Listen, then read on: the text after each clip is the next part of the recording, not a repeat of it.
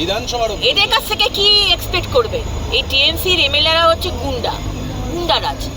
তারা কি মনে করছে যে তারা স্টেট সিকিউরিটি পায় এবং সেই স্টেট সিকিউরিটি ভেতরে অ্যালাউড বলে তারা বিরোধী দলনেতার ওপর, বিজেপির এমএলএর ওপর মারধর করবে?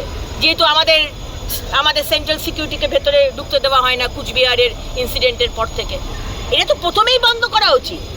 আমাদের যদি সেন্ট্রাল সিকিউরিটি ভেতরে না যায়, স্টেট সিকিউরিটিও ভেতরে যাবে না। আর যদি স্টেট সিকিউরিটি ভেতরে যায়, তাহলে সেন্ট্রাল সিকিউরিটিও ভেতরে যাবে।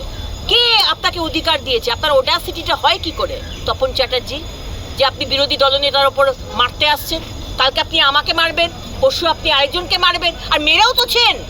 বিগত দিনে তো আপনি মেরেওছেন। আপনারা মনে নেই সদনের মধ্যে আপনারা কিরকম করে মেরেছিলেন আমাদের বিজেপির এমএলএদের? হসপিটালাইজ হতে হয়েছিল। সুতরাং বার দিন যাই দিন আন্দোলন চলবে। বাংলার মানুষের জন্য যে কথাটা বলা দরকার সে কথাটা বলবো। Thank you.